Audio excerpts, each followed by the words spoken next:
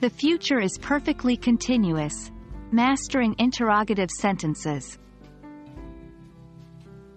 Hello, language learners. Today, we're going to unravel the mystery behind future perfect continuous tense and interrogative sentences. This tense allows us to talk about actions that will be ongoing at a certain time in the future, and we'll specifically look at how to form questions.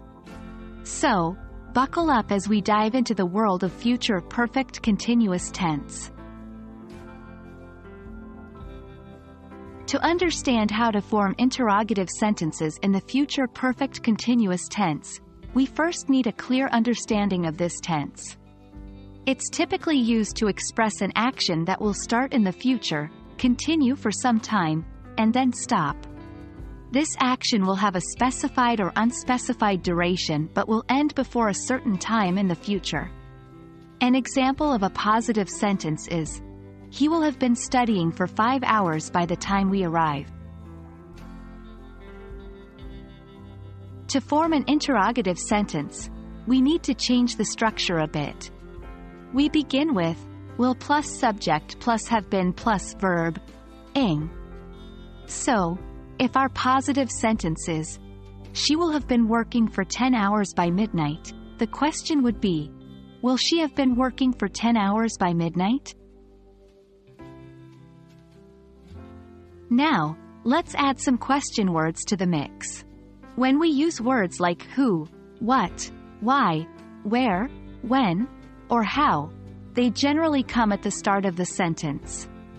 For example, why will he have been studying for 5 hours by the time we arrive? For negative questions, we just add not, after, will.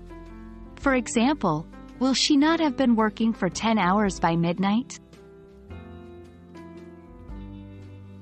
To really grasp this, let's try some practice exercises. Turn these statements into questions. 1. They will have been playing soccer for 3 hours by 5 p.m. 2. She will have been waiting for an hour by the time her friend arrives. 3. We will have been driving all day by the time we reach our destination. And that's it. You've now mastered the formation of interrogative sentences in the future perfect continuous tense. Remember, practice makes perfect, so keep trying to form your own sentences until it becomes second nature. We hope you found this video helpful, and we're excited to see you in the next one as we continue our journey with English grammar. Happy learning!